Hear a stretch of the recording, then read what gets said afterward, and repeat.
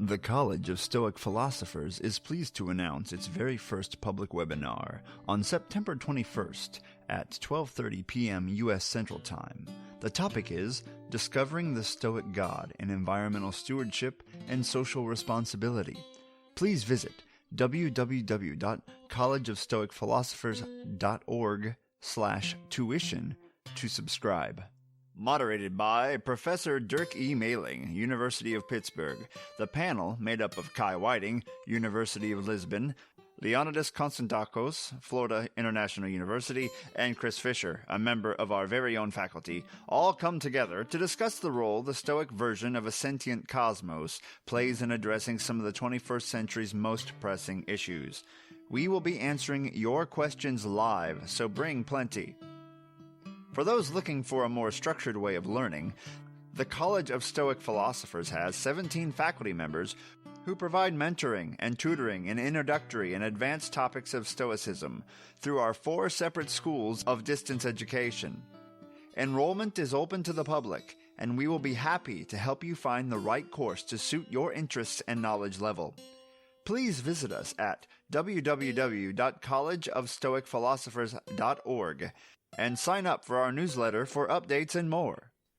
That's www.collegeofstoicphilosophers.org.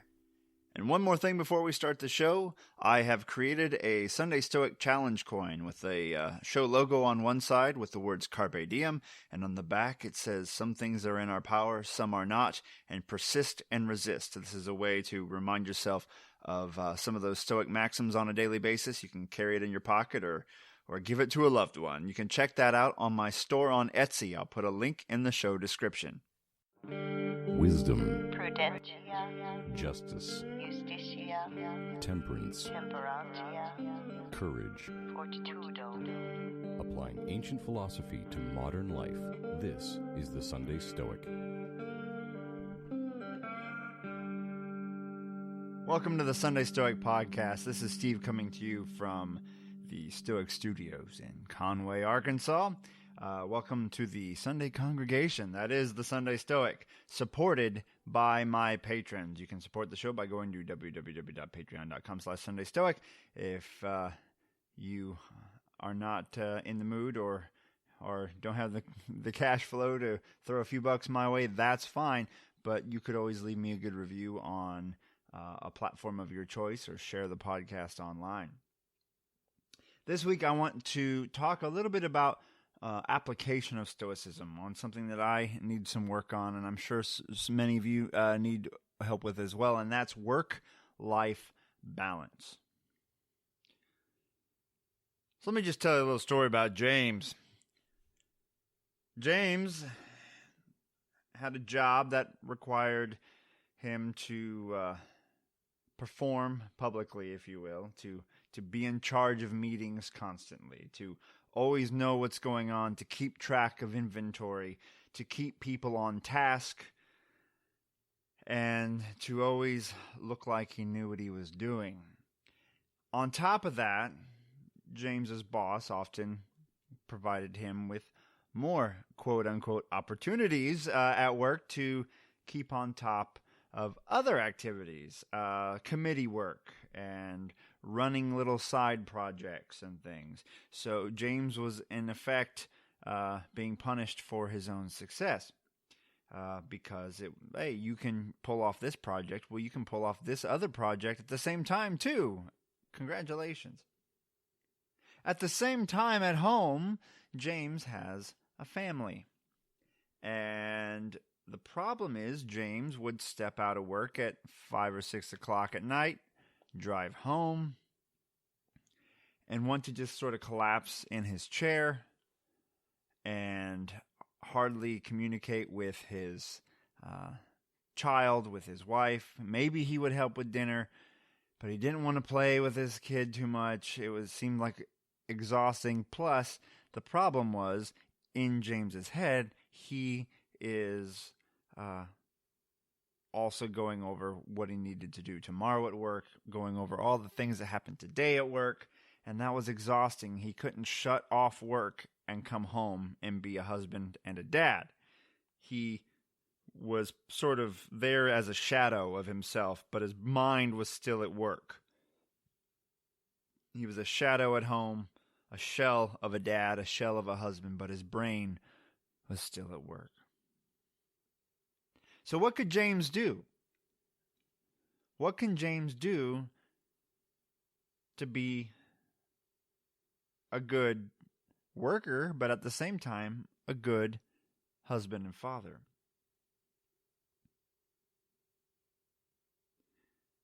We know that Seneca often recommends, if you can, spending time becoming a better person. In book 5 of Letters from a Stoic, he says, "I commend you and rejoice in the fact that you are persistent in your studies, and that putting all else aside, you make it each day your endeavor to become a better man." Now, we can't put work aside and just study Stoicism. That's not how our reality is. But we can find time for it here and there. But the important thing is we don't just read about being better, we become better. And we know that our role, one of our roles, aside from making enough money to live, is to be a part of the family, to be a dad, to be a neighbor, to be a son or a daughter, to be part of the community. And if you can only be a business person and you can't shut it off, then you're not living virtuously. What's the point of all that work if there's not another side of your life to enjoy? Now, to be fair, some parts of our work is also fulfilling in a community sense, right? But James finds value at work. James is doing a job that he believes in. He helps people. He works with others. He's sociable. But there's this other side, this family life, this house, his dog that doesn't play fetch enough, etc., that is being neglected because of James's work. Now, I watched a TED Talk video the other day that I will put a link to in the show description. It's called "Never Take a Bad Workday Home Again."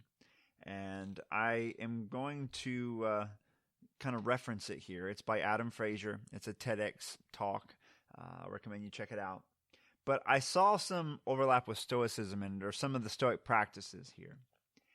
And so what James can do, by the way, I'm James, pretty much describing myself here, right? First of all, let's remember some of the things we've talked about and you've read about in probably several of the works on Stoicism. One of the things we do to become a better person is to reflect on our day at the end of the day, figure out what went right, what went wrong, and then to, say good job on the things that went well, and sort of say, hey, you need to do better on the things that didn't go so well. Well, what if you did this twice a day? Or maybe you just do it once a day. But what if instead of at home, you did it at your desk at work before you leave for the day? You say, okay, what went well today at work? What did I achieve? What do I need to improve on? And you could even jot down, what do I need to do when I walk in the door tomorrow? What do I need to do tomorrow? Write it down. Get it out of your brain and onto that notebook that's waiting for you when you walk in the morning. And then you can say, okay, this task is complete. I need to leave this here at work. All right, so James can do that. James can say, okay, today, James is a teacher. That's weird. So am I. James can say, hey, I did a good lecture. I should have prepared a little better. I didn't have good examples. The meeting I ran was kind of messy. I wasn't as organized as I should be. And I need to start expecting more out of my students or out of my teaching assistants. They can be autonomous. They don't need me to babysit them all day long. I need to let them work on their own. I need to trust them. Other than that, everything was great. Tomorrow I need to make sure to be ready for the meeting at 2, so I need to make sure to get that PowerPoint ready. I need to have some a handout ready to pass out, and then I'll be ready to go for that. So you write all that down, writes it all down, okay? Lays that on the desk, shuts off the computer, takes a breath, and then drives home. Maybe on the way home, practice some Stoic techniques, some practice keeping cool in the face of traffic and things of that nature. But then come home and have a ritual. I have heard on a recent Art of Manliness podcast the importance of ritual. And I actually think it is important now. We often associate ritual with religion, but it doesn't have to be. It could be, but ritual is a way to kind of formalize ideas out of your head into in a physical way. And it's even more powerful, of course, if you have a group of people doing the ritual. But you could have some Stoic ritual, perhaps, like carry a rock in your pocket that you use to remind yourself of something. So, like, let's say you want to remember to be cool and calm, like the rock that the waves bash against. You don't need to buy a challenge coin or something. You can find a rock somewhere serene, somewhere that's peaceful, somewhere beautiful like the beach or whatever. Pick up the smooth rock, put it in your pocket. That's your reminder. That's your ritual. But you might have a ritual just listening to music, calming down.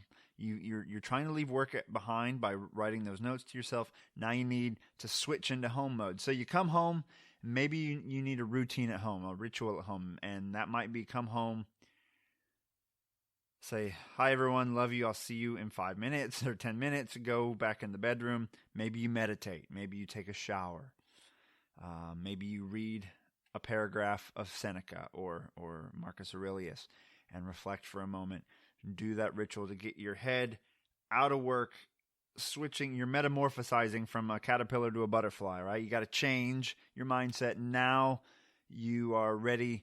And now what you do is you remind yourself, who do I want to be at home? What do I want to do? What kind of person am I going to be at home? And then you reflect on that for a moment, come back out, and you engage with your family for the evening. Hopefully now you can leave work behind.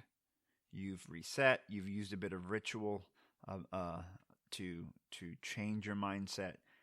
You've reflected on who you want to be at home, and now you're engaging with that. And tomorrow you can do it again. So this video will be in the show notes. I think I want to try it. I have to think about what my little ritual will be, because sometimes, obviously, having a 3-year-old, wrenches get thrown into the works. But the drive home could be the ritual to reset my mind. Maybe going to the gym. Maybe I could go to the gym after work, and that could be the boundary between work and home is exercise, right? And it's something that you can do on a regular basis to transition, to metamorphosize between your two major roles in life, that of professional and that of, in my case, family person, right? Dad, maybe you have some other role, but being able to leave one behind and engage in the other fully, being present, hic et nunc, being here and now, I think is very important.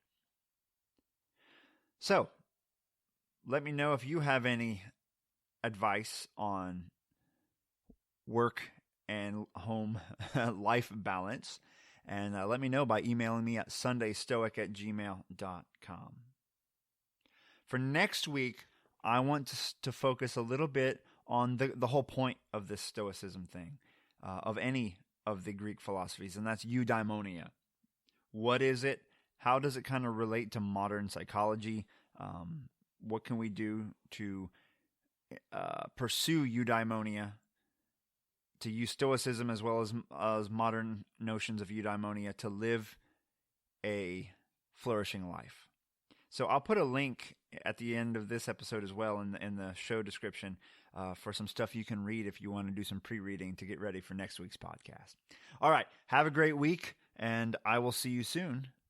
Carpe diem. Thank you for listening to The Sunday Stoic. If you enjoyed the show, please subscribe, rate, and review The Sunday Stoic on iTunes. Become a member of the Sunday Stoic team, earn rewards, and be an integral part of the show by becoming a patron at www.patreon.com/SundayStoic. Contact the show by emailing sundaystoic@gmail.com or by leaving a voicemail at 501-503-3132. To find out more, visit www.sundaystoicpodcast.com. And as Steve always says, carpe diem.